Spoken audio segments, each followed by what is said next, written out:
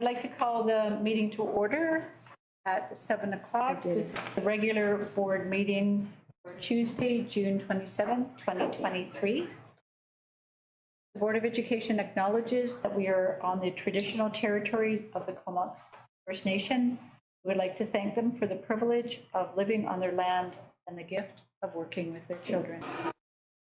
We were hopeful tonight that Ramona Johnson, a Comox Nation elder, was going to come today for a gift presentation. She wasn't able to attend tonight, so we're going to defer that to another meeting. I believe we will see her in September. Next, we're going to move to the adoption of the agenda. That the Board of Education of School District 71 Comox Valley adopt the June 27th, 2023 board meeting agenda as presented. Our seconders, Trustee Howe. Any discussion? Favor? Carried. Thank you. Next to number 4, board meeting minutes. I can make that motion that the Board of Education, School District number 71, Comox Valley, adopt the May 30th, 2023 regular public board meeting minutes as presented. Seconder. Sorry. Trustee Maysack. Discussion? None. All those in favor? Carried. Thank you very much. There is no unfinished business for tonight, so we'll move on to number 6, which is the record of in-camera meeting minutes and reports. So we have May 30th, 2023, regular in-camera meeting, June 13th, 2023, closed committee of the whole, and June 14th, special in-camera meeting. Next, we're on to the board chair's report, which will be very short tonight. We have a jam-packed agenda. I just want to say that I want to thank everybody for making it to the finish line. We're almost at the end of June and the school year, and to thank everybody for their work that they have done throughout the school year for all of the children and families in our district. And we look forward to a wonderful summer and looking forward to a new school year. So I can't keep myself in check following the rules, and I can't expect anybody else to in terms of trying to keep us on track tonight. So next, we're going to move on to presentations and delegations, and we're really pleased to have 2 members of the Comox Valley Food Policy Council with us tonight. Joanne Bays, the co-chair, and Arzina Hamir, who's a member, farmer, and owner of Amera Farms. And over to you, Joanne and Arzina, for the presentation. Thank you. Thanks, Chair. Thank you to the trustees and the board. We're going to present information about the Comox Valley Food Policy Council. And then Joanne's going to talk a little bit about the wider picture about feeding students in schools, not just here in the Valley, but across Canada. So Joanne actually found this photo, and it's quite apt. This is the salad bar at Huban School that was started 10 years ago. That's actually my daughter on the very right, and she's graduating from Vanier tomorrow. So a very apt photo to start of 10 years of feeding healthy food in schools. I want to start by acknowledging that we are meeting on the unceded territory of the Comox Nation. And I don't do this acknowledgement just to state the land acknowledgement, but I also want to thank all of the Indigenous staff, families, all of the elders that have made the healthy school food a reality in our schools. This has been an amazing partnership. I think we have so much to learn from our Indigenous partners about how to have relationship with food. It's not just nourishment, it's medicine, and it's teaching. So for those who don't know, the Comox Valley Food Policy Council was actually established in 2019. When I was on the board of the Comox Valley Regional District, the regional district actually founded this Food Policy Council by paying for the administration of a group of individuals who were tasked with making policy and supporting policy in the Comox Valley. There have been a number of accomplishments, some of them, some of the priorities are on the board, but I also just want to highlight that 3 of the policies that were brought forward by the Food Policy Council went up to UBCM. One of them specifically about emergency food, food embedded in emergency operations centers is now a provincial mandate, and that was started here in the Comox Valley from this very Food Policy Council. So there's a lot of experience and I would say decades of experience in the members of the Food Policy Council. This is a list of our current membership. We have 6 elected officials. Trustee Masact is the representative from School District 71, but every other jurisdiction also has provided a liaison person on the Food Policy Council to ensure when discussions happen at that level that they are then moved up and helped to actually be embedded, whether it be, you know, a bylaw around chickens and bees for the city of Courtenay, or as I mentioned, the emergency operations centers that went through the regional district. So as you can see, a lot of deep knowledge here. For those who don't recognize the name Jan Slomp, number 8, he was the former president of the National Farmers Union, an amazing farmer, but also an amazing advocate for food. Within the Comox Valley Food Policy Council, there are a number of subcommittees. There is a municipal food subcommittee, a food hub committee. There is also a school food subcommittee. I do want to mention, though, that this food subcommittee didn't actually start within the Food Policy Council. It started with a number of principals and food providers within the Valley coming together to try and discuss best practices. I believe it was Gerald Fussell who started that. During COVID, though, you know, there were obviously barriers for this group to meet. And the Food Policy Council was approached to be the host organization to develop, you know, the agendas and take the minutes. So the food subcommittee eventually became part of the Food Policy Council, but it was started outside. Since then, you know, a number of initiatives have been started about studying the school food environment. The members of the food subcommittee are listed.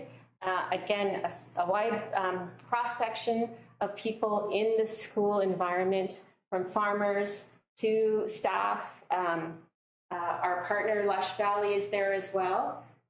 So I think you'll see a really wide-ranging scope of people.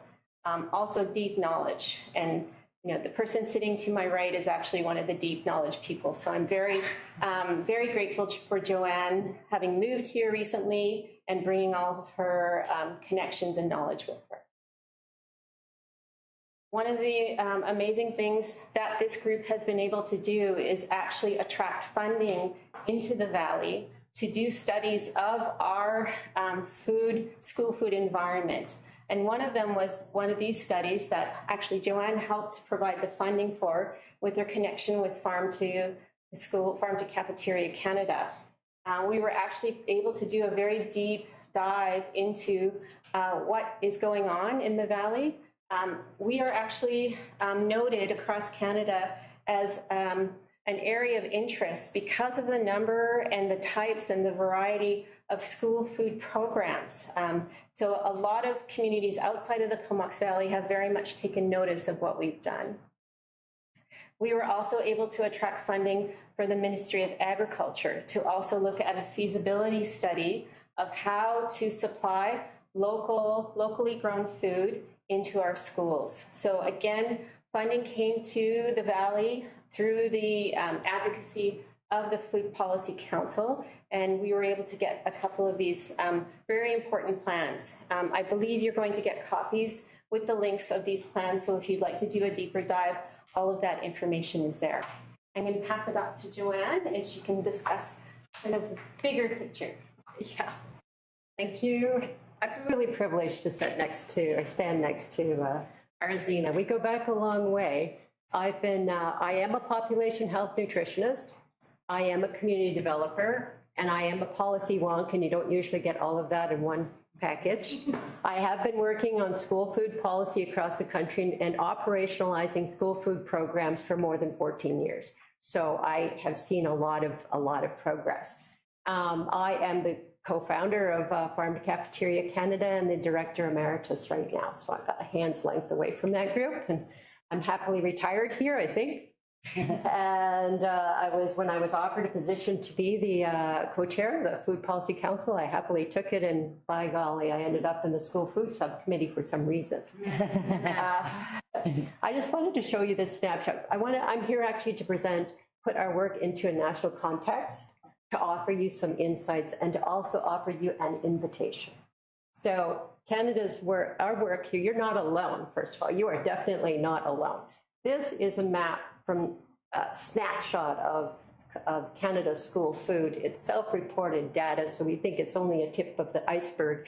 Back in 2019, so it's old data, but I think it's interesting to show you. It's created by Farm to Cafeteria Canada, and we monitor this. But I wanted to show you work is happening in every province and all the territories now to get healthy local food into the minds and onto the plates of students. You can see that the bulk of a huge hub of activities in Quebec, where all the schools have cafeterias, and have had for years, and they have a provincial mandate to put healthy local food into schools. And second to that is BC, not Ontario, BC. So that's pretty exciting.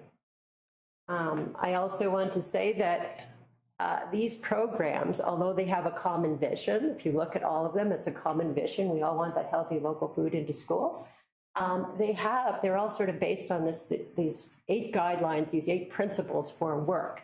And this is brought to you by the Healthy School Food Coalition, of which the school district is a member, and as is the Food Policy Council. And these are the guiding principles that you will see mirror almost exactly what the province is mandating in this program. So this group's been pretty influential, nonprofit national group that has 260 organizations as members.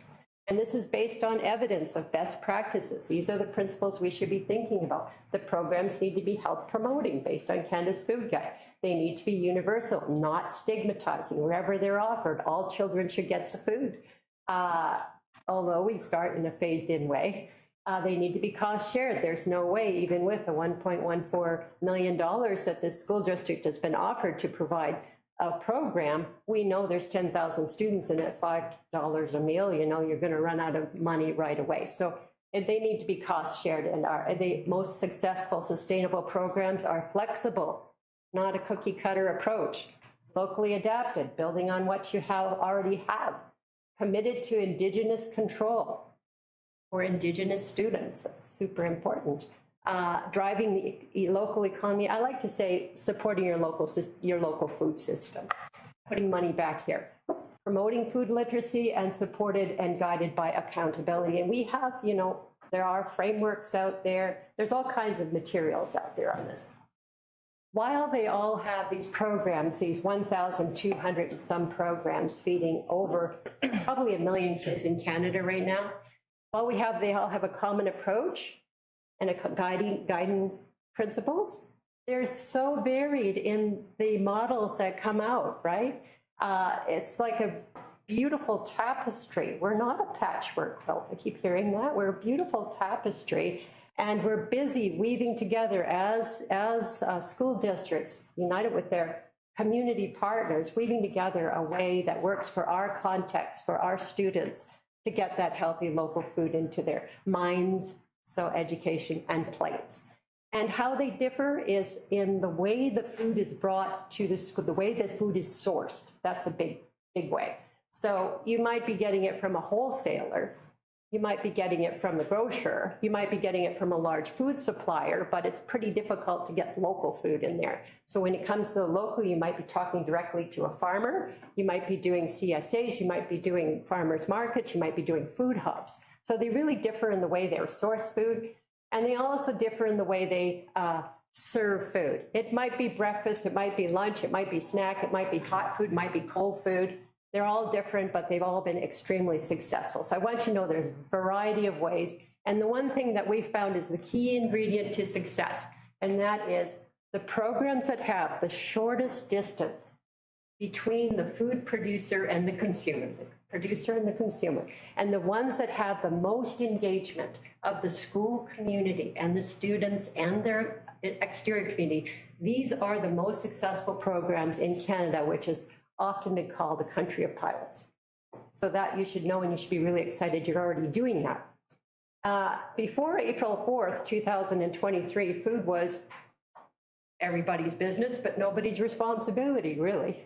Now it's landed on as a mandate within the school district. All the school districts here have this mandate. And of course, us who've been advocating for a decade for this, and also funding and piloting and evaluating programs, so excited about it, fighting at the bid. How can we help? How can we make this go, right? Meanwhile, the schools are like, oh my God, another thing you've got added to my plate. And it's mammoth and it's complex. And all I hear is many fingers in the pie. And how do I manage to move this forward?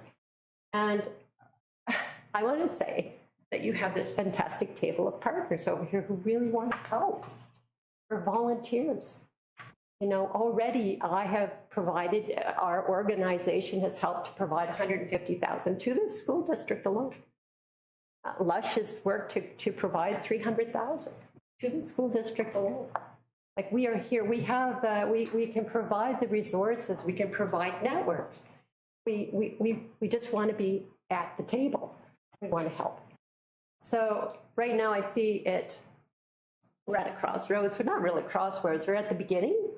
And we clearly have some choices here. Internally, there's been a school subcommittee that's been developed to operationalize or to plan and operationalize programs. And we've got this external committee. So what I'm wondering is, the choice could be, let's continue on the way we are. Or it could be, can we put more seats at each of these tables to share the wealth of knowledge? Or could we work towards one table? So I want to leave it at that. There's some beautiful food from your program, Sean. And you have our contact information here if you have further questions. And we also included in this presentation links to all the documents and to quotes. So you could just zip in there to get that. That was amazingly informative and amazingly on time. Thank you. Thank you very much. This was an amazing presentation. I know we've been wanting the Policy Council to come for a long time. And we do have a little bit more time than we had anticipated. So I'm wondering if the trustees have any questions. Trustee Leslie, Vice Chair Leslie. Thank you very much for the presentation and for the work that you do in being community. It's wonderful and amazing. I think that there's so much to discuss here. I would like to bring this discussion forward to our next committee of the whole meeting in September and further unpack this and give it the time that it deserves to do a really good job. Are there any other trustees who have a question? No other questions? No, but I'm happy. Time. I'm happy that that's happening, and it's really nice to meet you. I haven't met you before, so thanks so much for coming and talking to us. I've had the luxury of seeing this presentation before, and I get equally excited every time there's a couple Cumberland pictures up there, and I'm like, oh, those are all the kids. So thanks so much for all the info. I'm just going to go to Vice Chair Leslie and then Trustee McConnell-King.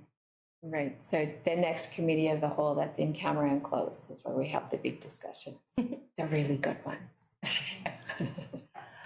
Thank you for that. My only comment was that I appreciate you coming here because a lot of the times like you meet people here and there in the community and you don't always put all the pieces together of where they're all sitting, where the conversations they're all having together. So it's wonderful to see you both, but to learn a little bit more about the work you're doing and where it's happening, because yeah, I feel like we get pieces over here, over there, and it's nice to know exactly where you're having your conversations and where you're coming together, and see the wealth of different knowledge bases and different community connections that are chatting together and working together. So appreciate that. Seeing no other questions, you're welcome to stay for the rest of the meeting, but you don't have to. You're not obliged to. And so thank you very much for your presentation. Thank you. Back here. Yes, thank you very much. We really enjoyed it. Nice to see you. Yeah, thank you so much. Coming, ladies.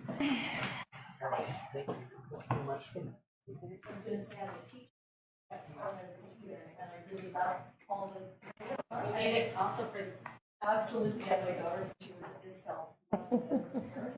Nice. So next on the agenda is number 9, Open Committee of the Whole, and this is for information only. And our next Open Committee of the Whole is tentatively booked for September 12th, and you'll see later in the agenda where we actually have to pass a motion for the date. That's why it says tentative. And the topic will be the ever exciting and very important Audit Committee financial statements and minor capital submissions. And so it's booked for 4:30 on September 12th, tentatively until further on in the agenda. Next, we're going to move on to strategic direction and over to the acting superintendent for your update. Thank you, Board Chair. I just want to point out that you do have in your package the good news items. Just wanted to point out that the main highlights for this month were Pride Month and Indigenous Day that turned into really Indigenous Week in many of our schools. So those are the big highlights. I won't spend a whole lot of time on the rest of that, but some good stuff in that package that Mr. Sorokin always puts out for us. So thank you very much, Craig, for that. Just have a couple of verbal updates. Meeting futures, just wanted to remind the board that we did facilitate a meeting about a month and a half ago, that involved parents, Indigenous community and school district personnel to announce the grant and lay out the criteria for the grant. We need to have a template completed by the end of July to send into the ministry that Mr. Lamoureux and I are working on. It's an attempt to look at some of the possible combinations of maintaining what we're already doing. The focus of that money is on the 20% of those who come to school hungry every day. So that's the main focus and thrust of where those monies need to be spent. We want to continue to maintain community connections and local partnerships. And there is also a coordinator piece that we're looking at. So we'll be moving forward with an initial plan, submitting that on the 31st. And then the equity scan is another verbal update. Bruce Carlos sent out an email to all members of the steering committee. We tried to have a meeting arranged for Thursday, but so many people who were part of the steering committee were unable to attend. So we've decided to postpone that meeting until the fall, and we'll carry on with that. Before I move on to board authority authorized courses, are there any questions about those two items? One comment and one question. I was really impressed with this pamphlet in Pride Month. I know our district was one of the first in the province to recognize SOGI as a very important part of our culture. But I do have a question, and I remember talking to Craig about it, and I know that Courtney is doing their very first Pride Parade. It happens to be on a weekend before school. I'm wondering if the district did have a conversation about the district doing being a presentation or having a presence during that parade. I think that as a school district that many of the school districts do participate in the Pride parades, and as an organization that really supports our students. I'm just throwing that out there. I know it's summer. I just wanted to make it, if there was a conversation whether our district can even have a car or a float, or there's some sort of ST71 presence in that parade, is the thought. Some of the SOGI groups have had conversations around that. We have not had district conversations organized anything from a district level, but I think the high schools have had those conversations. Perfect. Thanks. And that was your question and your comment? That was my question and my comment. Thank you for taking that. Trustee Alvin. Thanks. I'm hoping to back up and just ask a question about the Feeding Futures planner template that has to be completed. What type of, how extensive is the plan supposed to be at that point? What kind of information is being sought? I think like the plan is fairly extensive, but the detail that they're requesting is not that extensive. They realize this is a challenge for all school districts. So they're wanting to get an idea for where we are, and there's going to be some follow-up submissions into the school year. But I think they're being, we were in a meeting in May, and they still, the ministry was still pretty vague on what they expected districts to have in place. So they want to see something from districts, but not super detailed. Thank you. You want to move on to Sure. We have 10 board authority authorized courses in the board package. 9 of them are from NIDES. They're all kind of titled Above and Beyond. I think Above and Beyond the Arts, Above and Beyond the Athletics, and Above and Beyond, escaping me at the moment, but Above and Beyond, Community Interactions, Connections. That's not the exact title, but community connection. those 9 come from NIDES. And then there's one from Vanier regarding sports medicine. So I'm hoping that the trustees have had a chance to look those over and familiarize themselves with them. It's that time of year we do this every year so that schools can have these courses up and running for September. It is the recommendation that the board approve these all courses. Are there any questions? So are you moving it? So Yeah. we can open the discussion? Yep. Okay, so I was just gonna, make a motion that the Board of Education of School District Number 71, Comox Valley, approve the BAA courses as presented. trustee, are you seconding trustee King? Okay, thank you. Questions? Comments? I guess I'd say the community courses, the community leadership courses, the community service courses, the connections courses, what a great opportunity for students to dive into their communities and learn all about the great things that they can do as volunteers within their whatever community they live in. I just thought they were an amazing inspiration, and some of them maybe mirroring some other school districts' work, but they're beautiful. So seeing no further questions on this, all those in favor?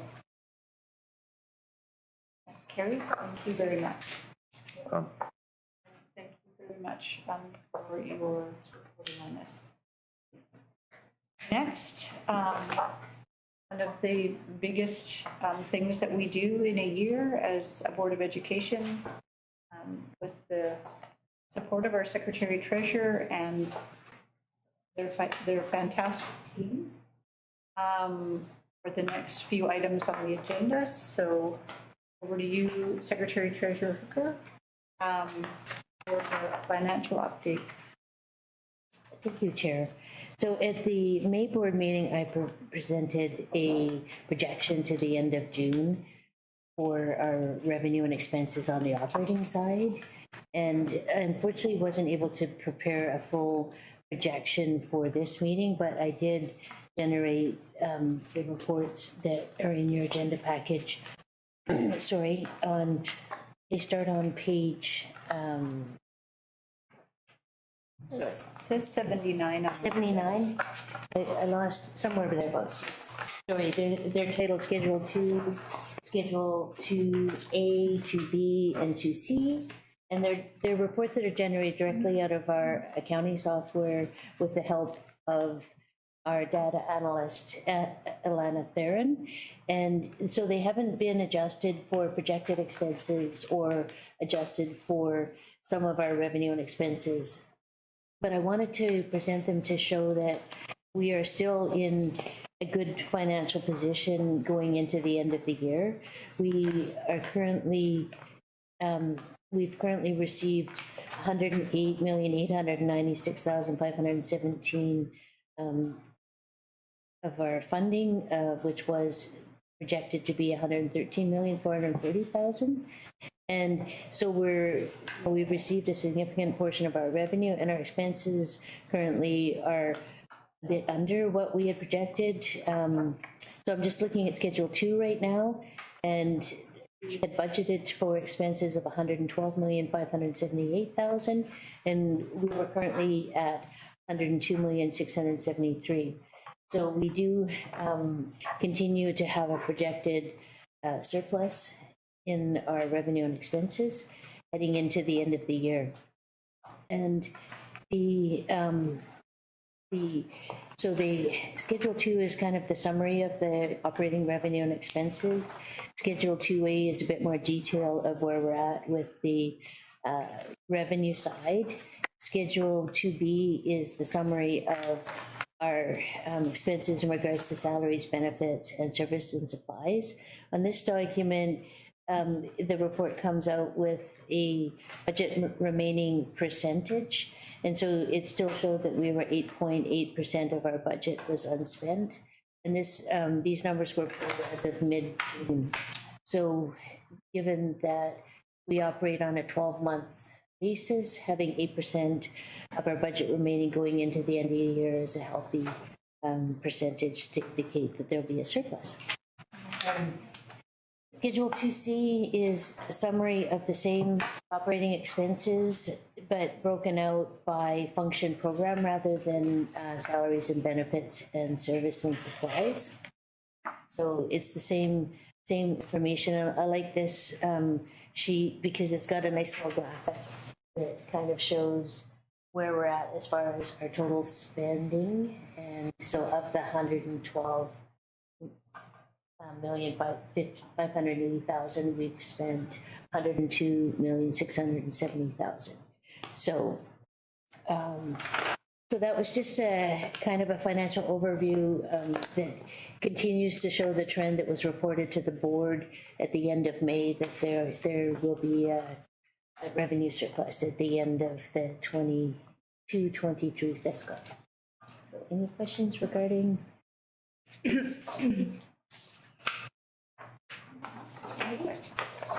So the next item, oh, sorry.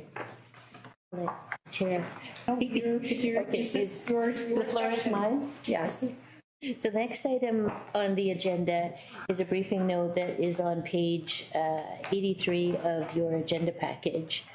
And it's a briefing note that I wanted to prepare for the meeting just around the local capital, because I know that when we were at the last committee of the whole meeting where we were talking about our projected annual budget that we were considering, there was some uncertainty about what local capital was and how we record it in our financial statements. So I wanted to prepare a briefing note around the local capital and it provide a little bit of history of the transfers to local capital in our district, and request that the board consider moving a separate motion that will tie into the annual budget that's coming up regarding the local the transfer to local capital.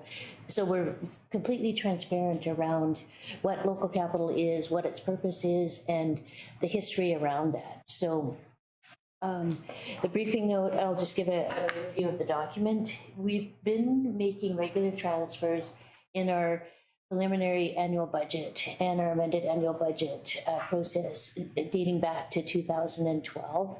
A former Secretary Treasurer, Russell Horswell, as far as the documentation I could provide or gather up while I was reviewing the history of the transfers.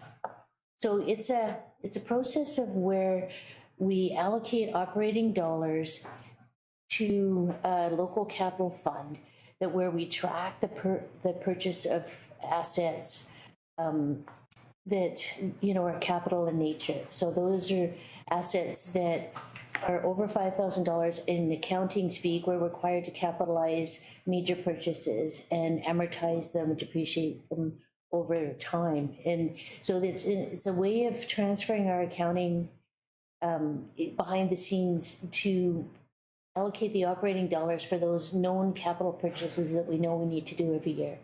So the ministry doesn't fund items like our fleet vehicles for our maintenance department. It doesn't fund the desks that we have, or the chairs, or computers for kids in the classrooms. So we don't receive separate funding from the ministry for those items. Those items are considered part of our block funding, our operating funding, and we receive that within our transfers from the Ministry of Operating Dollars. But our district knows that we need to make those purchases every year. We want kids to have updated computers and, new desks to sit on and chairs, and to have, well-maintained schools, et cetera. So the practice started back in 2012 of following accounting practices of making a specific transfer from operating dollars annually and updating that amount in the amended annual budget for those known capital purchases that we need to make. And so it's an accounting way of recognizing those expenditures in a transparent way that we're not just embedding those in our operating dollar service and supply purchases, but we're, making the transfer in our financial statements, and we're reporting out monthly. Now, with being shorthanded in the finance department, some of those reports haven't been as up to date as I'd like them to be in this last couple of months, but we normally report up monthly where the capital fund is at, the local capital fund. So you might recognize this document that you've seen previously. And so we are transparently showing that we're transferring money for these items and reporting out how it's being spent. For example, another item that the ministry doesn't fund is modulars, and we've been purchasing a fair amount of modulars. Currently, we have more modulars per capita than Surrey School District does. And, that comes out of our operating dollars. So a modular currently costs $350,000 for every extra classroom that we need. And, our projections indicate we're going to need a few. So coming up. So I just wanted to really to provide clarity. I went back and I reviewed our amended annual budget documents and our previous annual budget documents. I looked at our financial statements, and we have been reporting out those dollars in each of those reports, but I maybe haven't done a very good job of explaining what those local capital transfers are and why we do them. So I'm hoping that the briefing note that's in your package provides a bit more clarity around that. And, I'd like the board to consider the recommendation that's on the briefing. Okay. Unless there's any discussion, I'd like to move the recommendation. And then we'll do that one discussion. Okay. I move the recommendation that the Board of Education of SD 71 Comox Valley acknowledge that staff. No, I'm on the wrong one, sorry. No, that's it. You're not. It's doing great. Okay. Hey, sorry, it's just one of those days of Yes, work. no. That God, staff will finalize the annual draft budget with a 2.6 million transfer to local capital. I lost it there for a second. Vice Chair Leslie, discussion. I just want to acknowledge what our Secretary Treasurer talked about, being a trustee on the board.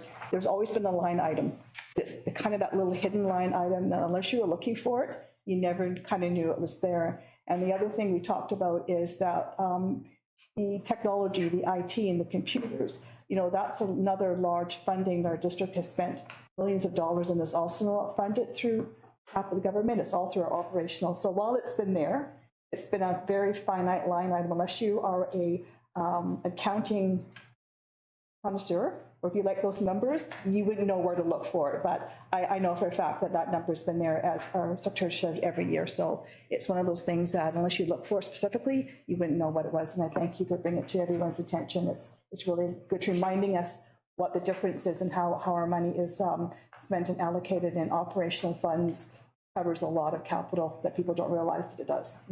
And then, sorry, one other document, I should have talked about the Excel spreadsheet that's on page 85 of your board package. So this just outlines kind of what's happened with local capital over the last 3 years, the three fiscal years, the 21-22, and then our 22-23 budget processes, and then what's vetted in the 23-24 $2.6 million amount. So start with the 21-22. We did in the preliminary annual budget a transfer of $1,560,000, and you can see what the itemized list that they were transferred for was. And then, so that's the item that's in green at the top of the spreadsheet. And then the item that's in red is the additional amount that was transferred through the amended annual budget process. So once we do our enrollment count in September, we update our revenue and expenses, and we did some additional transfers that brought the amount up to $3,980,000. And that reconciles to what was in the financial statements and the report that was generated. And in 22-23, the initial amount that was transferred was $2,285,000, and we were starting to see the cost pressure in the increase from the $1,560,000. We were increasing our transfer for the modulars because the cost of the modulars is increasing, and the cost for our technology and our facilities department was increasing as well. So that's why we saw an additional transfer that was approved through the amended budget, or the annual budget process last spring. And then in the amended budget process, we were adjusting the numbers based on projects that have been completed and then additional cost pressure that we were seeing. So we increased the amount that was transferred to facilities by another $50,000. And then you can see, so the total transfer in the amended budget for local capital was $2,160,000. Then we brought in the amount that was approved in the financial statements of $3,381,000. And so that brings the total amount to the $5,541,000, which is reflected in our financial statements. So then that brings us to the 23-24 year. And the initial amount that was considered in the first draft of the preliminary budget back in, I guess that would have been early March, was $1,960,000. And then since then, we considered the additional items that we identified as cost pressures.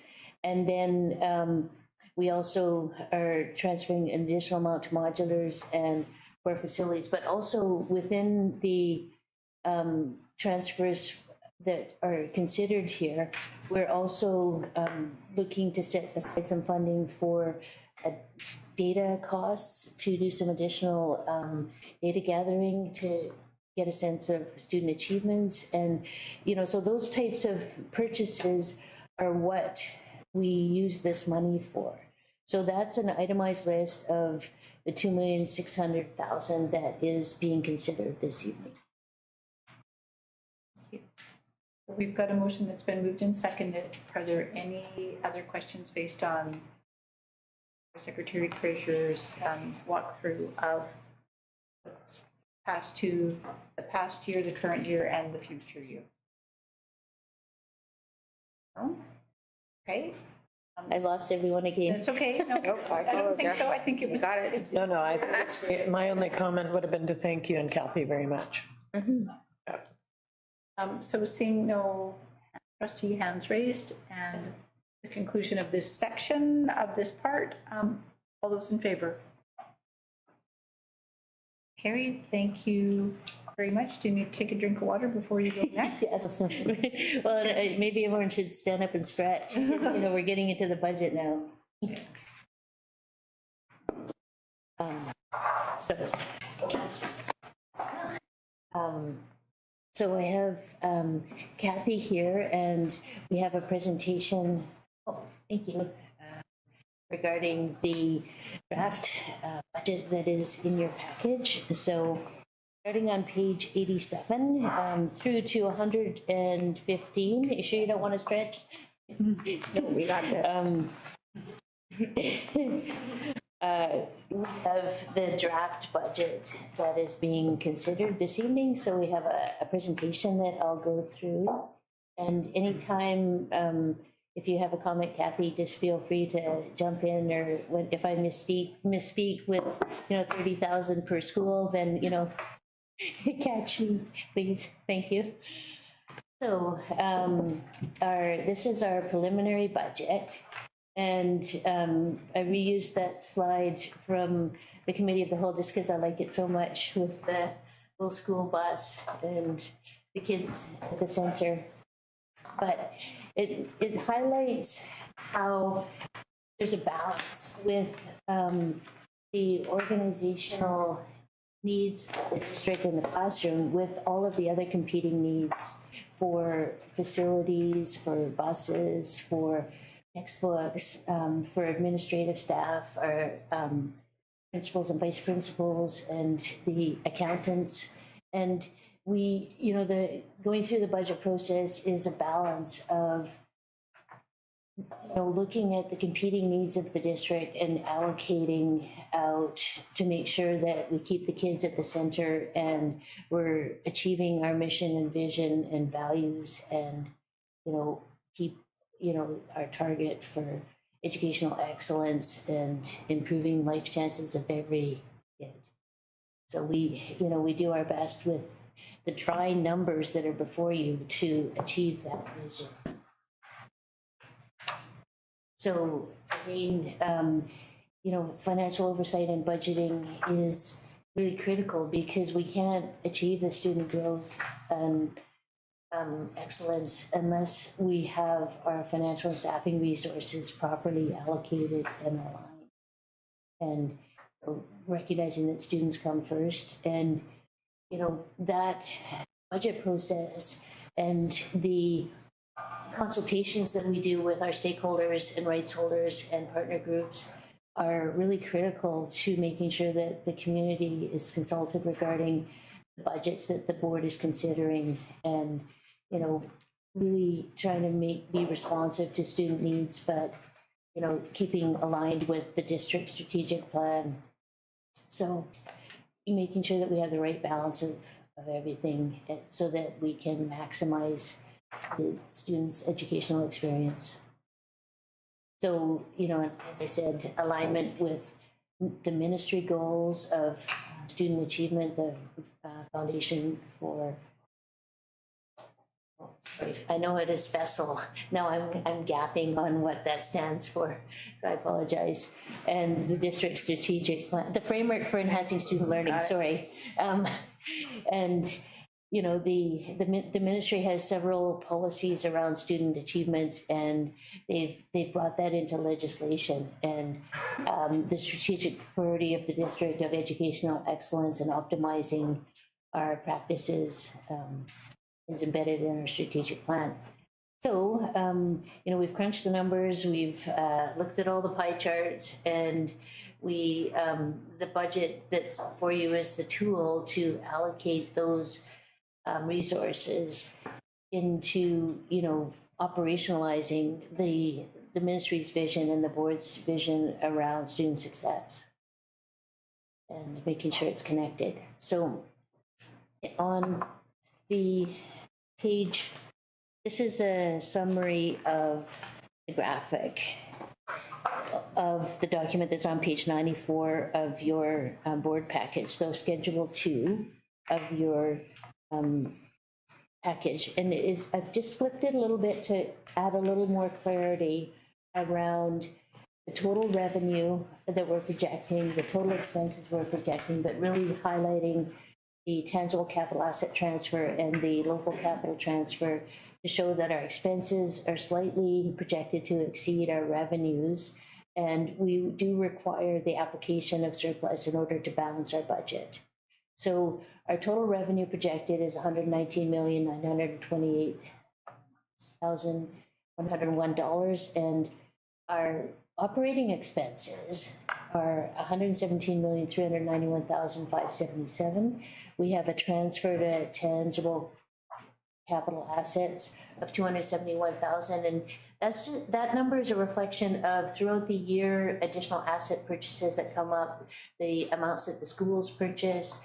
We are required in accounting to take those asset purchases from operating and record them as capital. So that's a projection of what we anticipate those additional purchases to be on top of the 2.6 million. Because we separate out the other capital purchases, we generally spend between $250,000 and $500,000 throughout the year on additional capital purchases, but it's a lot lower than a lot of other districts that you'll see because we already have allocated our operating dollars to those critical capital purchases. So when you throw in the 2.6 million that the board just approved for a transfer, that brings our total expenses to $120,262,577, which will require an application of $334,476 to balance our budget. And the board is required to submit a balanced budget to the ministry by June 30th. So again, this is a graphic of Schedule 2 to show that our overall provincial grants are expected to be $150,468,826. Other revenue is $4,459,275, and the surplus required to balance to the $120 million in expenses is $334,476. So you can see by the graphic that a significant 96.2% of our revenue is from the Ministry of Education and Professional Grants. And the next page in your board package, page 95, which I haven't done a breakdown of in the interest of time and brevity, is a bit more detail of what makes up that overall revenue that we're considering this evening. The next slide is, I've combined in this slide the two other expense schedules, 2B and 2C. And so you can see, we'll start with 2B, which is the breakdown of, on page 96 in your board package, of salaries, employee benefits, and then various service and supply categories. So it's showing that we are projecting to spend $117,391,577 on expenses. 81.6% of those expenses are on construction, 4.09% on district administration, 11.96% on operations and maintenance, and 2.35% on transportation. And then, so that was a breakdown of Schedule 2C at the top, and then at the bottom, sorry, I misspoke. Page 98 and 99 are the 2C, which is the amounts that are on the top graphic, and the bottom graphic is 2B, which is on page 96, of showing the breakdown of salaries, benefits, and then service and supplies. So in both graphics, it shows that the majority of our expenses are spent on classroom instruction, and also the majority of our expenses correlate to that with salaries and benefits. So we spend, very similar amounts to the provincial averages on district administration, operations and maintenance, and transportation. And like most of the districts in the province, we spend the majority of our revenue that we receive on salaries and benefits and instruction.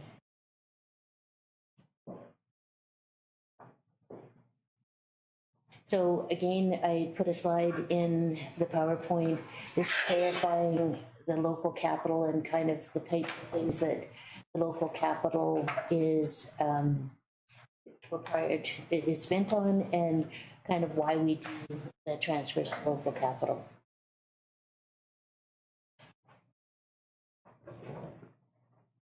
And I have another slide on the special purpose funds. So the Schedule 3 and 3A are found in your board packages on page 9 to 100. And overall, the special purpose funds are where we account for items like the classroom enhancement fund, the learning improvement fund, and our new Feeding Futures fund.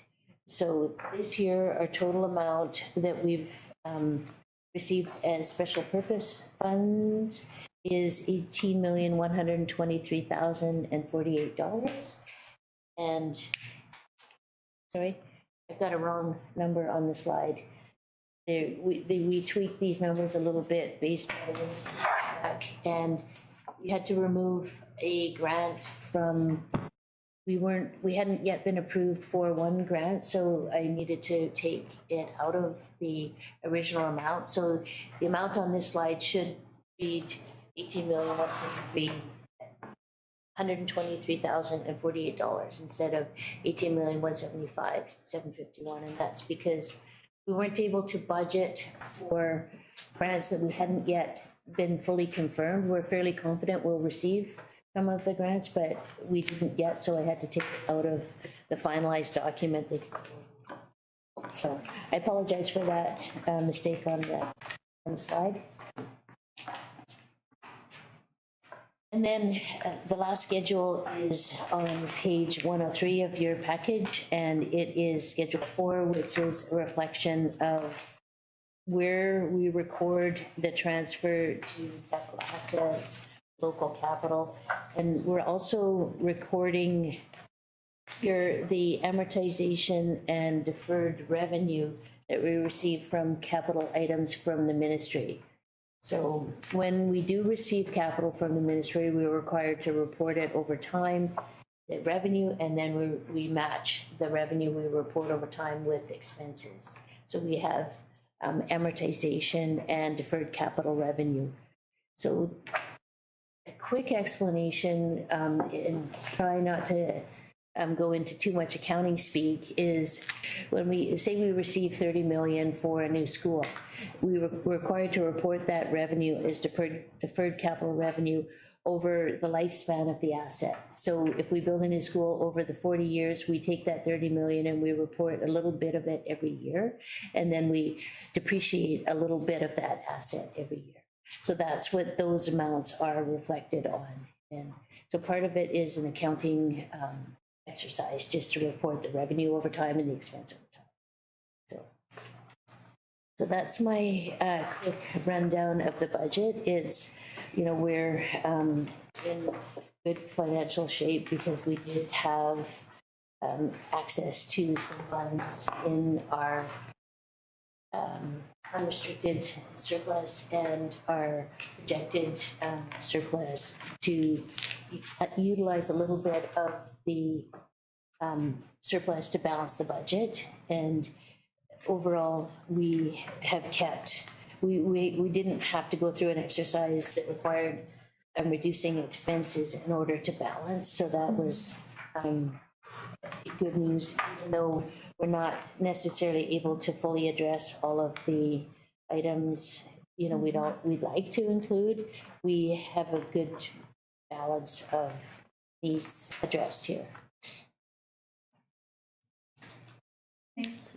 Wondering if any trustees have any questions or comments. Trustee Kate. So thank you for the presentation. It's really thorough, and I do appreciate the information. I have a question and a clarification, and then just a kind of a worry that I have. So when I look at the salaries we did have some raises, and that to me is hopefully the ministry is going to fully fund those, which I'm assuming that they have. But I'm going back down to services supplies, which comes out of our operational. And I'm looking at, there's a close to $1 million more that has been budgeted for this year compared to last year. And we all know that inflationary costs are having a deep impact on many school districts. Not only that, but our families and that. I know a number of school districts across the province are looking at cuts because of those inflationary costs. And when you have $1 million in 1 year, inflationary cost is kind of a cause and a pause. And then when you're taking money out of your surplus to sort of offset that cost, it's nice that we have it, but it's just one of those ones being down this road before is dipping into that surplus only lasts for so long before you start having those cuts. And I guess my concern is, and my thought is, do you foresee, I know it's a really hard question to ask, the ministry is really great of counting dollars on the capital side, but their operational funding of provincial education is still lagging behind the inflationary costs that we're seeing. Amy, been Secretary Treasurer for a number of years. Are we looking at something that we need to continue to watch to see where we are based on those, adding the portables and all the other things we have to do and increasing students? There's always that, there's that great news for having new students that comes with that glitters. So I guess my cautionary tale and thought is we've dipped into our surplus this year. It's nice that we have it. It's something that I hope we don't have to do every year, because eventually that surplus is gone and you're cutting programs, which this district did in the past, and it had a devastating impact among everybody. So I know you don't have a crystal ball, but it's great that, what do you foresee districts having to watch out for in the future, knowing these cost pressures are out there, and a government that really, in my years of funding public education, doesn't fund on the operational side the way they should? I know for your last board meeting with me, it's one of those questions, I'm sorry. No, it's a great question, because it's definitely something that we have to be cognizant of and monitor carefully. We don't want to be in a position where we're in a structural deficit. And we definitely have to be careful of how we're allocating our resources and making sure that we're not allocating resources inappropriately in areas that we shouldn't, in order to, and putting pressure on programs and, the classroom. And so it's a balance. And we definitely have seen increased pressure in the facilities department and the information technology department. We did address that through the service and supplies amounts you see. Like, for example, you'll notice we saw an increase in our student transportation of basically cost pressure from fuel costs going up. And so that affects our contract that we have. And we do see another increase in our supplies, and that's a reflection of trying to really fully fund the facilities department and making sure that we have enough resources there to maintain the schools when lights break and HVAC systems need upgrading, and plumbing supplies need to be purchased, and the cost of filters for all of our heating units are going up. A lot of those things are really increasing. So we're trying to account for it, and it did cause us to have a draw on our reserves. We do need to be very careful with how we do that. But what a document that I glossed over and didn't really draw attention to is on page 87 of your board package. So we've outlined kind of the overall increase to revenue and the cost pressures applied to that. So really the two things that basically required us to draw down the surplus a bit are items that we've supported through the transfer to local capital, the Indians Way project and the additional transfer of 250,000, and the additional purchase of furniture and equipment and assistive technology of 150,000. Those two items are a reflection of additional classrooms that are going to be needed this fall, but also the school board office project, which is going to free up classrooms in Airport Elementary to help us deal with our growing enrollment and pressure. So we are putting money, we're using surplus to balance the budget, but it's investments in things that are going to help us out in the long term. So I don't feel like we're in a structural deficit at this point where we are continually spending operating dollars more than our revenue that we're receiving, but we're close. We're a fortunate district where we've been careful with our finances through that difficult period, and we saw the real decline in enrollment, and then we've seen a significant increase in these last few years, but that increase has come with pressure of needing additional furniture, needing additional technology, needing additional modulars. And so, there is hope that the ministry will increase our operating funding.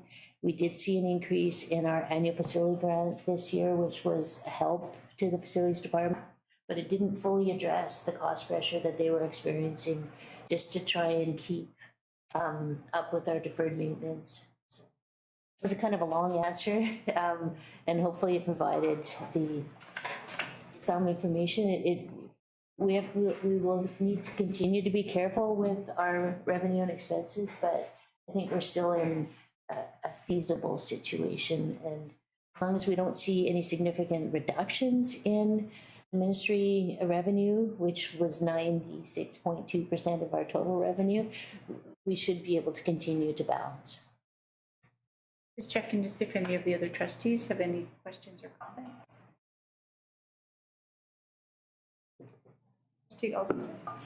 Two questions. I'm looking at page 86 and $950,000 allocated from operating for technology.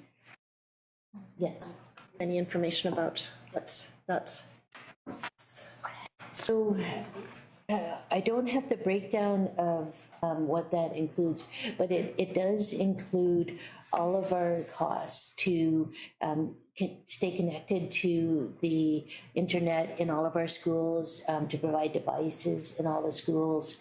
It includes all of the other software, et cetera, that we purchase, as well as it includes some assistive technology for our special needs students. And so it's basically the overall cost that the IT department requires to operate a year. And so it's fairly standard. Yes. That amount. Okay. So not seen this before. And for example, our cost to just connect to the ministry's internet is almost $300,000 a year. And so that's a significant portion of that budget. And then, we're seeing the cost of computers and iPads and other technology increase.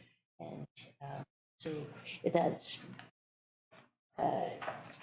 keep maintaining the status quo of what we do, but it doesn't include, it includes upgrading a certain amount of laptop cards per year, but not very many.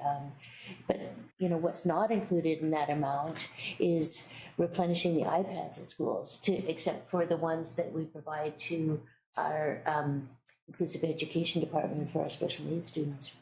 And so that was, that's a concern of the IT department, that there's still, even though that's a significant amount of money that we're setting aside every year to provide that technology, it's still not enough. Right?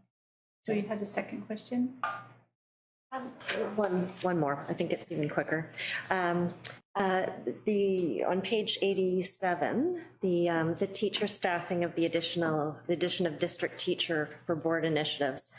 I know that at one point talked about that possibly following our strategic plan, and we're clearly not at that point yet. I'm curious whether that money has, or a portion even of that money, will remain kind of open and await the strategic plan, or if it has a plan for itself already now. So the funds are set aside in the staffing allocation, so it's still included as a cost pressure. We haven't yet staffed that position. So when we head into the amended budget process, if there's not a clarification around what that position would do, or what, you know, the priority is, we've had some discussions around potential uses for that FTE allocation, then we could adjust it in the amended budget and apply the staffing somewhere else, or do something with it. But it's still sitting there. It hasn't been staffed yet, and I think we're still in conversation around potentially what the greatest need in the district is. But Thank you. Trustee McConnell-Keen. Very quick question. What in the funding, that the amount you were just looking at, Shannon, would that sort of digital, you said there was technological sort of funding used in there. Is that something that you would see addressing accessibility, or would that be more, has that ever been in special purpose funding? I'm just curious about that. I know that's. Previously, there did used to be a fund that was set aside for assistive technology, but that is a special purpose fund that we don't receive from the ministry anymore. And so we set aside funds as a district for those assistive technologies. And we're seeing growing identification of special needs students, and so our we're seeing increasing funding. But when I looked at our special inclusive education department recently, we were, as a district, contributing from our other operating dollars over $1.5 million to the inclusive education department, more than what the ministry funds us for those identified students. So, and that would be part of it. So I think we have sufficient technology to meet the needs, but there is growing needs and growing students that are coming to the district with increasing needs. I don't see any questions, and now I'm just gonna draw a blank of how we do this next piece about doing the first reading. Sorry, before we go on to reading the bylaw, I just wanted to check with Acting Director Collins to see if she had anything she wanted to add or anything I missed in my. I think you covered it all. Thank you.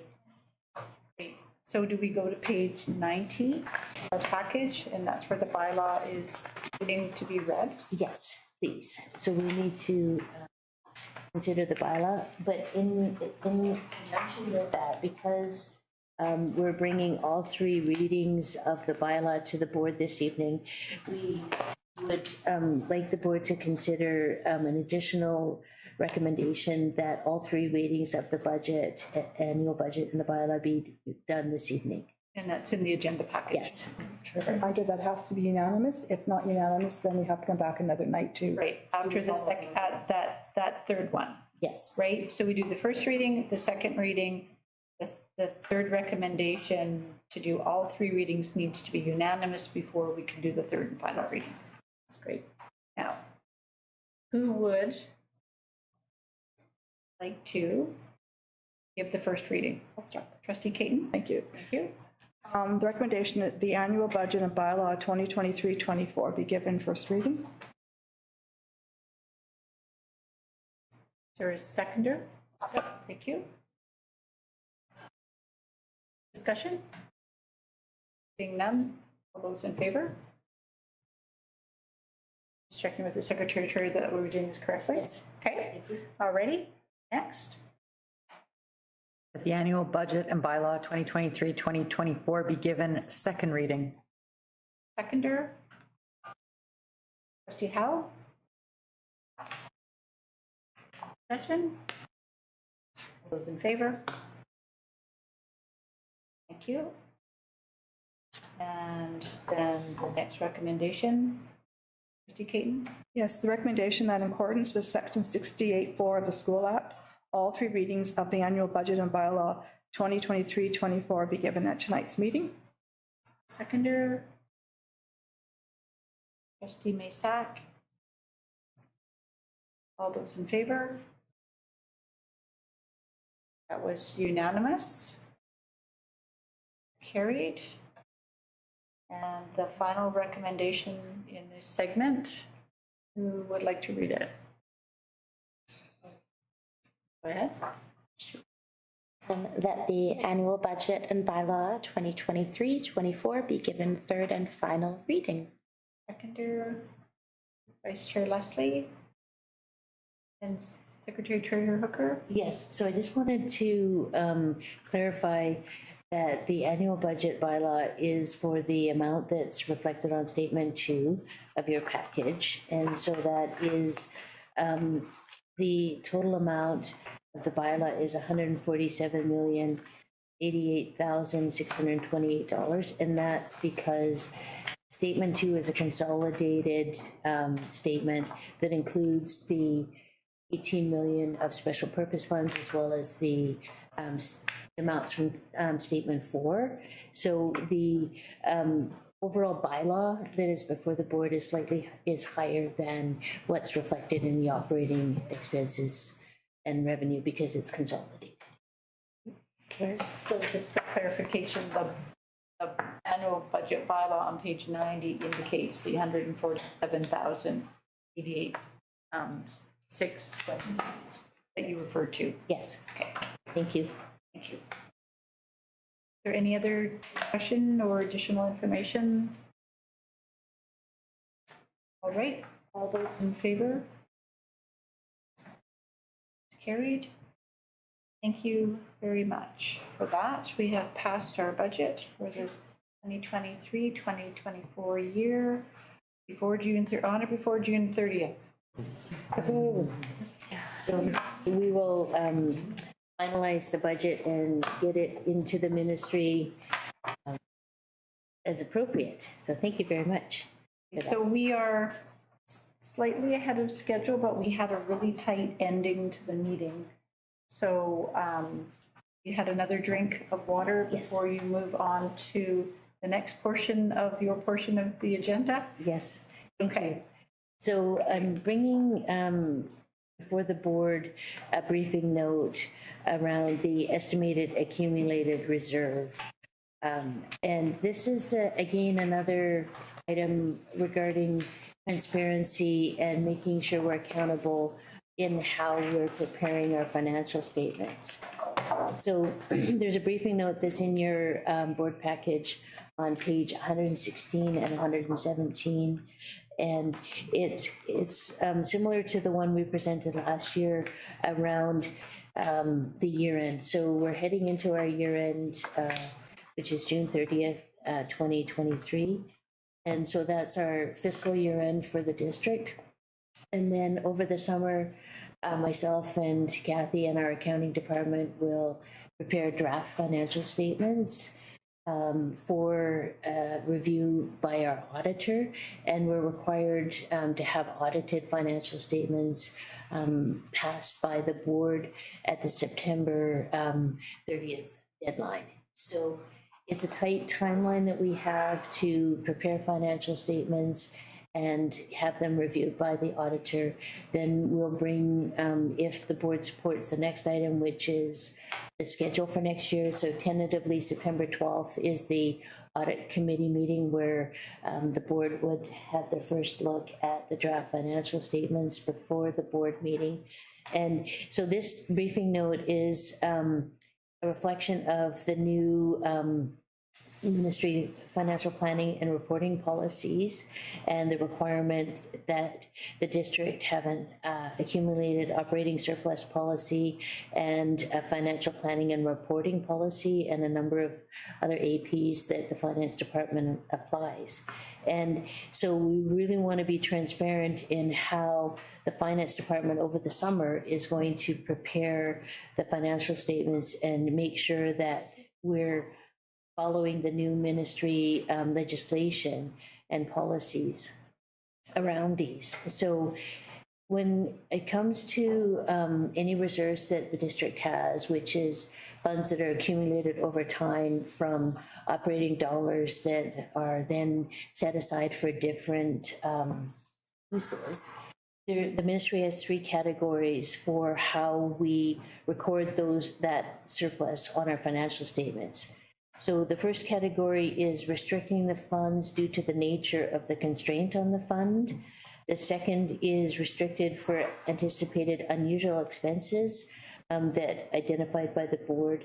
And then the third is restricted for operations spanning multiple school years. So I can provide some examples of each of those categories. So the first category, due to the nature of constraints, that would be, an example of that would be if from our Indigenous education targeted dollars, if we have some unspent dollars from our Indigenous education, then we restrict it because of the nature of those funds. Those funds are meant to be spent on our Indigenous students. And so we record that in our financial statements and set aside the money to be carried forward to be utilized in the next year. Unusual expenses, this is where, for example, that district position, the 121,000 would go for, because we haven't yet staffed it. So we're setting aside that 121,000 for that potential, staffing position and other specific projects or initiatives. Last year, we set aside some funds to finish up the outdoor classroom project and et cetera. So we go through and we make sure we have money set aside if we've already got a commitment to a project. And then operations spanning multiple school years, this was the category in which we set aside the additional $2 million for the Idians project. So, and then we, still make sure that we follow our policy around the accumulated operating surplus policy, 18, and making sure that we have our 1 to 3% of contingency reserve set aside. So we'll identify those items that are constrained, then we'll make sure we have our contingency reserve set aside. Then we'll make sure we account for the local capital transfers and the additional transfers that we've just approved to the total of $2.6 million. And then any other remaining reserves that are unspent or unallocated after that, then we will look at any other items that we could potentially fund. And on the second page of the document, there's a list of some initiatives that we would like to potentially set aside some funds for in the financial statements. And they include making sure that if there's anything that's still unspent, that by the end of June, that we still set aside the money for that. For example, if there's a project that isn't quite finished, we would make sure we keep in the surplus allocation the funds for that. The other suggestion by the acting superintendent was making sure we update our libraries with authentic Indigenous materials and books. We have a project that we'd like to take care of at Isfeld around some paving that we would do there. We have some new classrooms, so we'd like to set aside some additional funds for furniture improvement. Even though we'd really like to clean out Comox L, I'm not sure that the new classrooms would like some of that older furniture that's in storage. So we do need to potentially spend some more money on some furniture. In addition, we know that the board wants to do redo the strategic plan, and if we look to have a facilitator, there will be some expense attached to that as well. We may need to look at updating our long-range facility plan because we are seeing significant growth, and almost every day we receive information from one of the 3 municipalities or the regional district about some development that's happening in the valley, and know that we will see significant continued enrollment pressure, and we may need to look at our long-range facility plan to to address that. And then, of course, we do have some unfunded portion yet of the Idian's Way project that we would like to, to fully have the funds fully set aside for. So I just want to thank you, and I just want to be really mindful of the time and that we still have the major and minor capital briefing section to go through as well, ideally to be done by 8:30, if we're going to try to stay on track. And so I guess. I can move the motion before there's any discussion if you want. Yeah, we can. I just wanted, just before, I just want to make sure that you have, Yes. if there's any final thoughts you have on this. No, it's before we make the recommendation. This is really an exercise in transparency and getting the board to support the assumptions that the finance department will make heading into preparing the draft financial statements and making sure that everyone is supportive of the potential ideas here.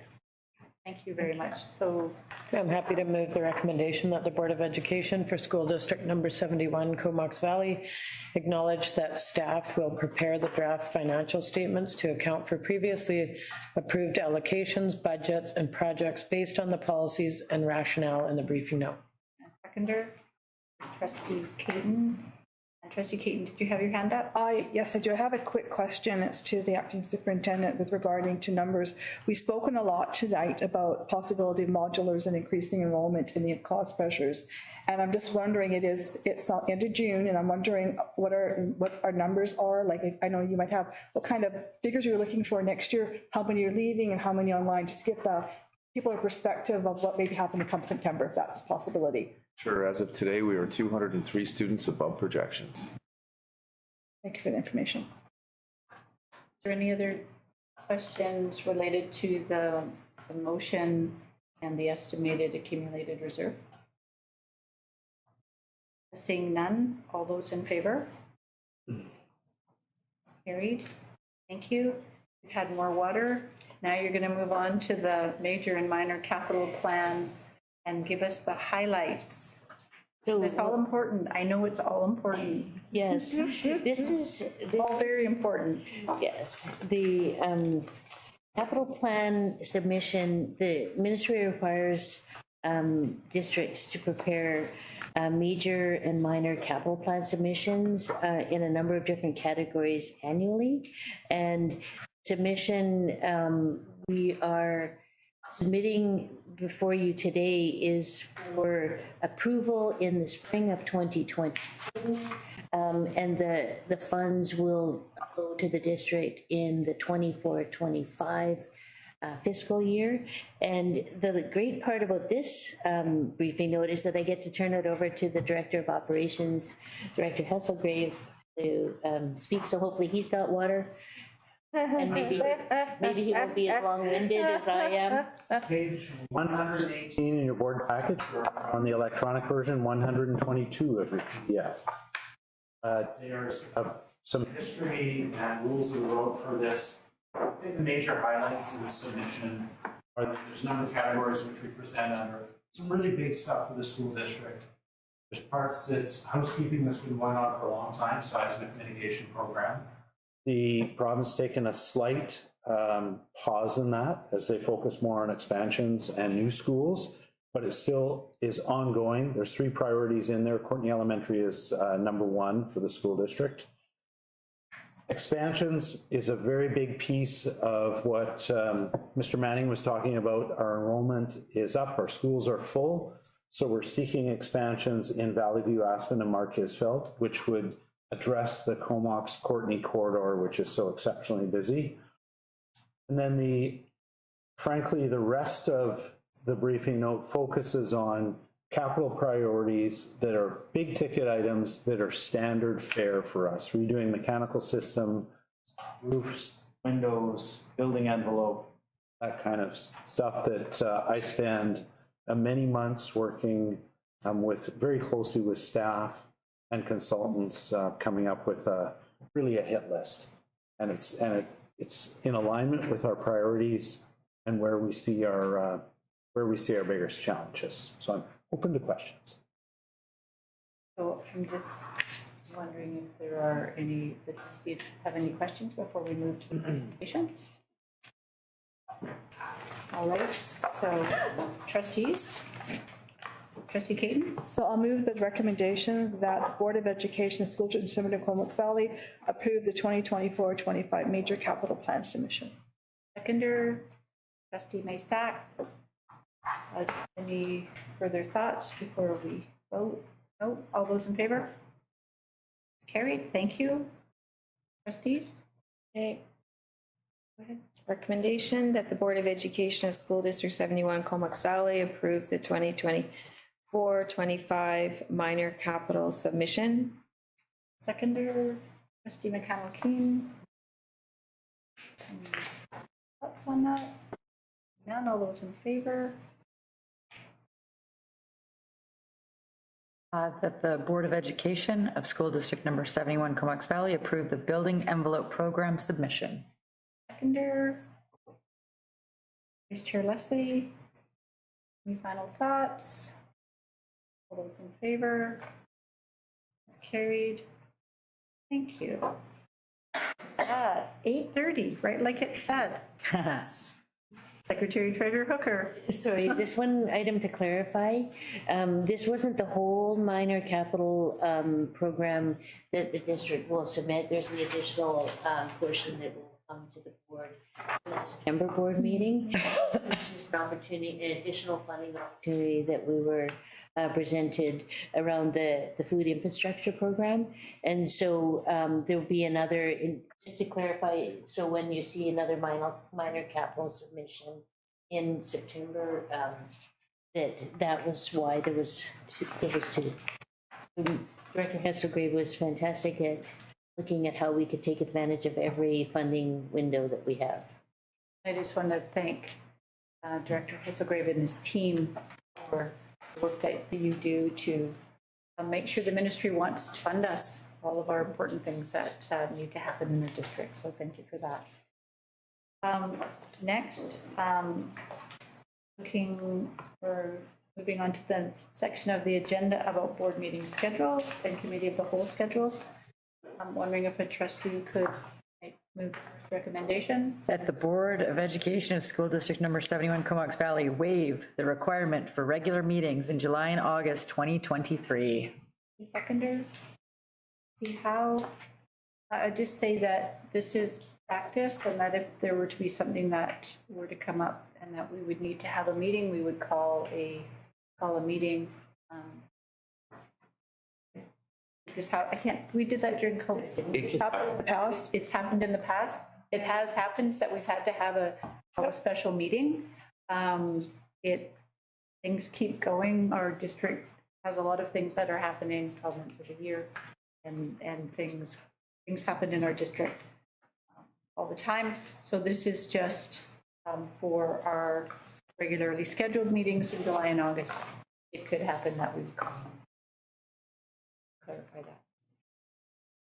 Seeing no further questions or comments, all those in favor? And moving on to the next recommendation. Vice Chair Leslie. That the Board of Education of School District 71 Comox Valley approve the 2023-24 board meeting schedule as presented. Kinder. Trustee Maysack.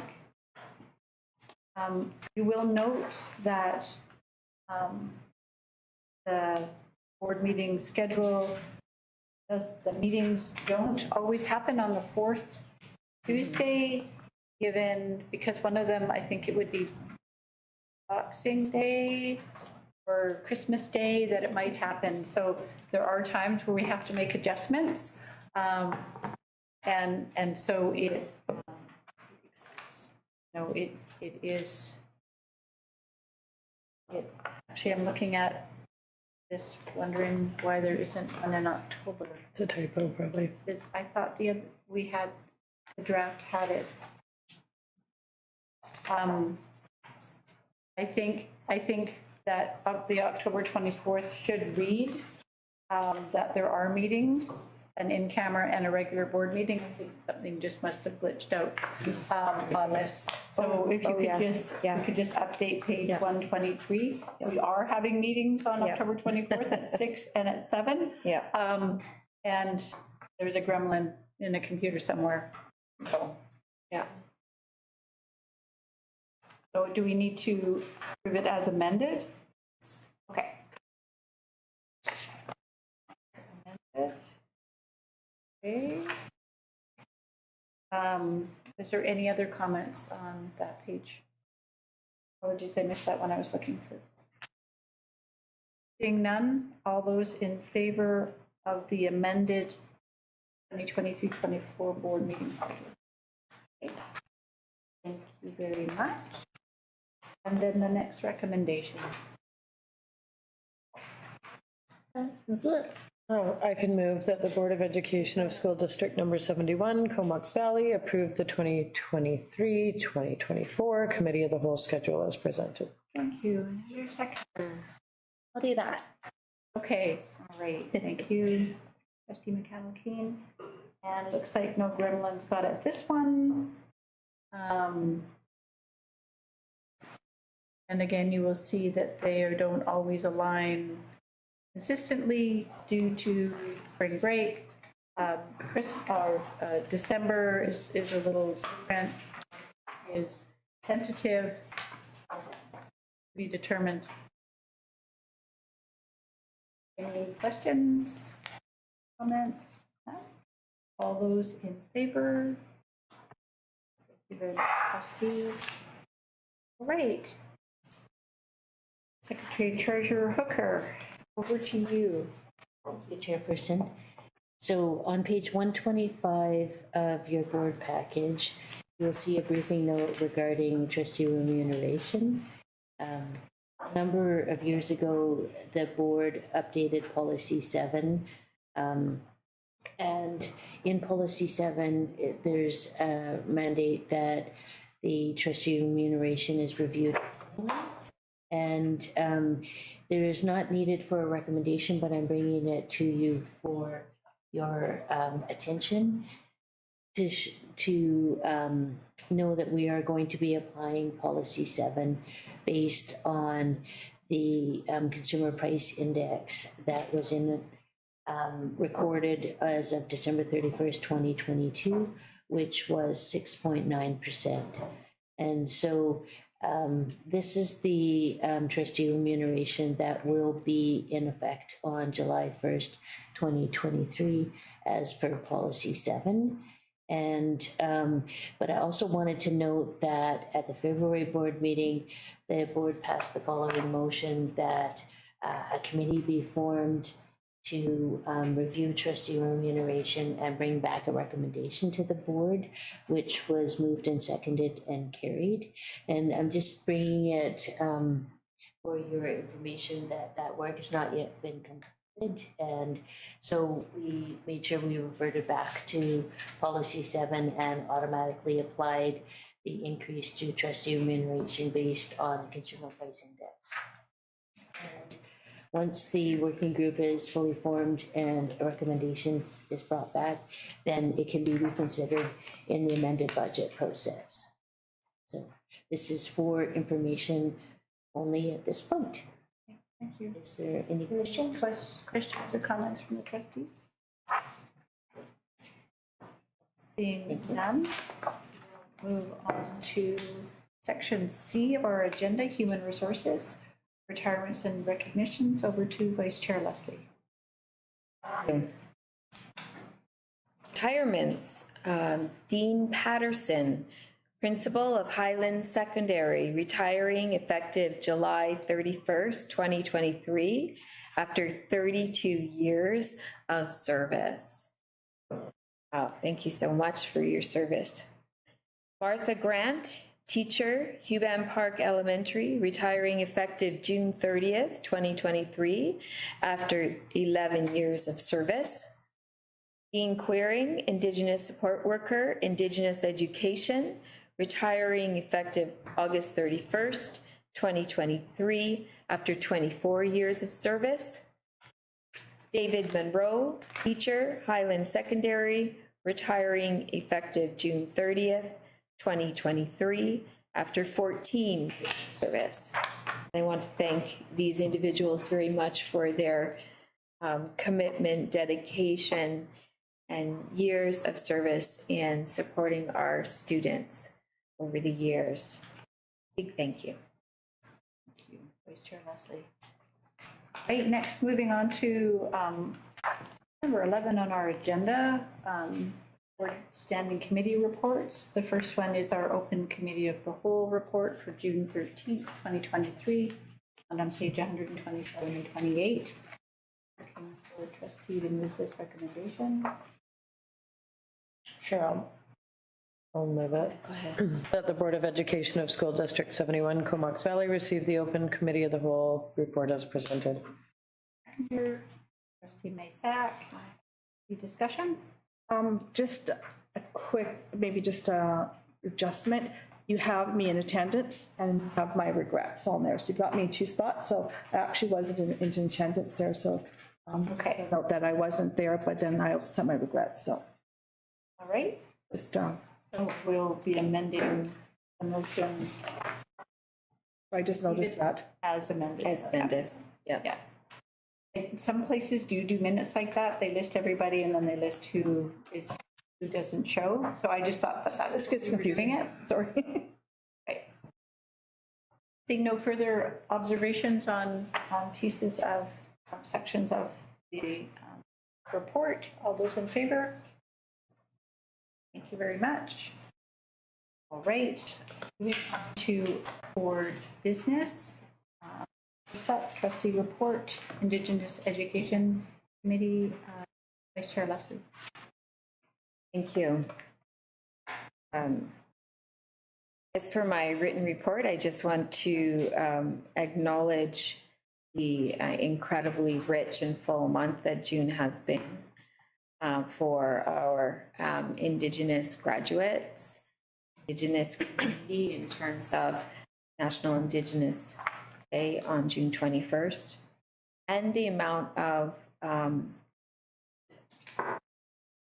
hard work and passionate work that the Indigenous education team has been doing in supporting these amazing events, the graduations, National Indigenous Day, and the work that they do supporting Indigenous students and all students throughout the year, all year.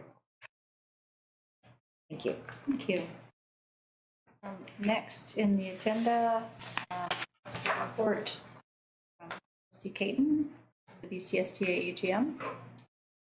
Thank you, Chair. Wait, my apologies. I should have brought this last month, which is the month after our AGM. As a trustee, it's always been an honor and a privilege to attend any learning workshops, whether through our BCSTA, which is the annual general meeting, or it's our governance sessions in December, where we get together with other trustees across the province and we go to class and go to school and talk about things that are important to trustees.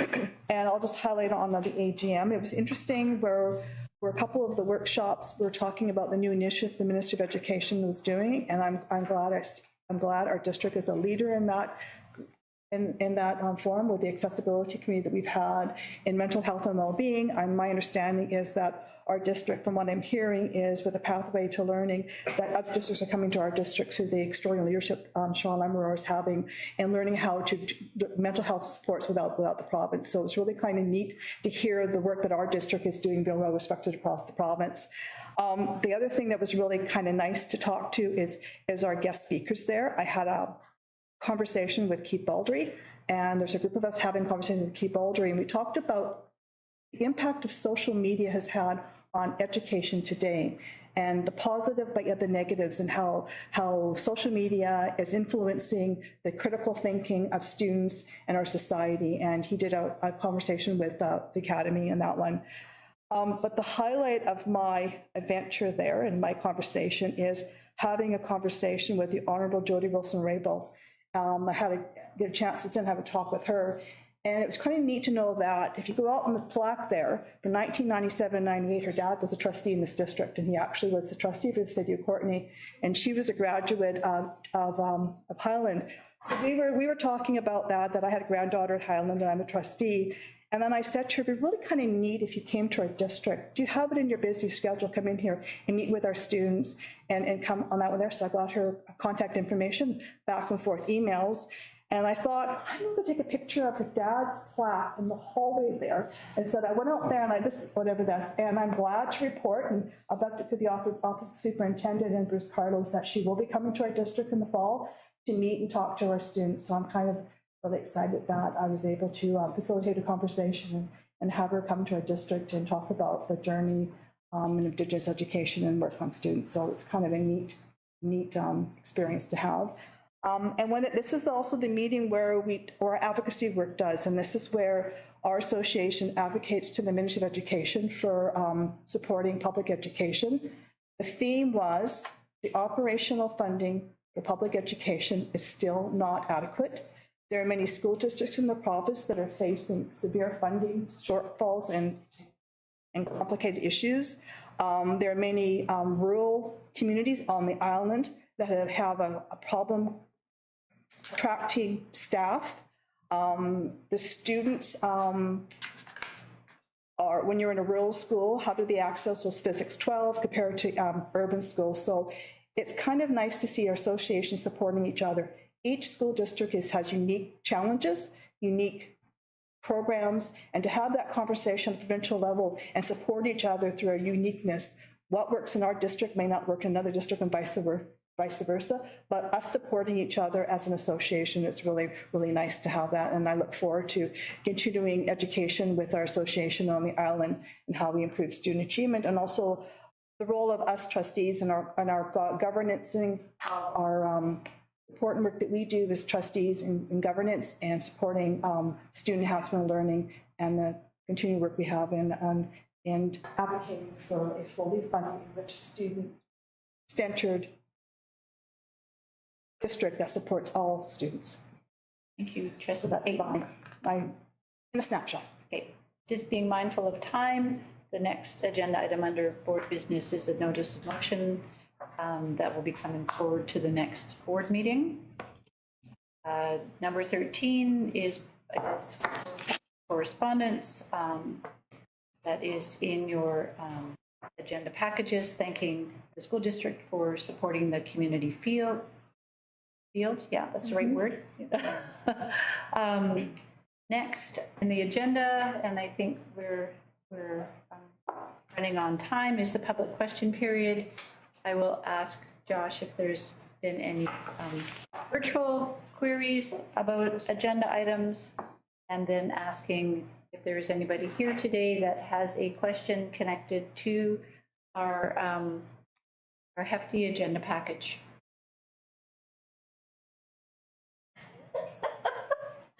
Is there a question? Are you guys drawing straws? Who's asking the question? What's happening? Yeah, may I have a question? Please go ahead. So my question is, there was lots of information to come, but it was with the increased programs that were approved for NIDES and Vanier, where will the increased staffing come from that? So I'm going to turn that, I'm going to let I go left first. That would have already been included in their staffing allocations. So when they're coming up with a new course, they have staff that actually design that course and work with them. So it's a course that they're planning. So that's already built in. Right. Are there any, there's another question. Go ahead. Yeah, I'm wondering how, just a question, the budget was prepared as a strategic plan. My understanding is not. Sorry, I didn't hear your question. Yeah. Sorry. Yeah, maybe I can, if you could stand and ask the question, that would be fabulous. About the budget, and it's based on the strategic plan, but the strategic plan, my understanding, is not done. So is this like based on last year's or the current strategic plan? I'm just curious about that. So Secretary Treasurer? the current strategic plan is in place until June 30th, 2023. And the board and senior staff did initiate a strategic planning process that hasn't been completed yet and will likely continue through the fall. So the budget was prepared based on the pillars in the current strategic plan.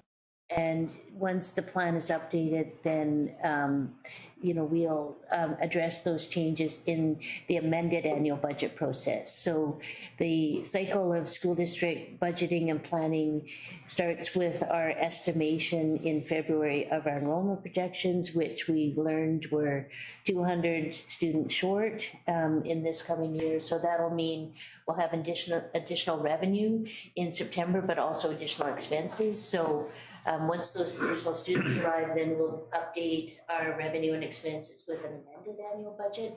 And at that time, hopefully the new strategic plan is in place, and those new initiatives can be incorporated into the amended budget. Thank you. Are there any more questions? So, and I once again want to thank everybody who got us here to the end of June. I want to thank our acting superintendent.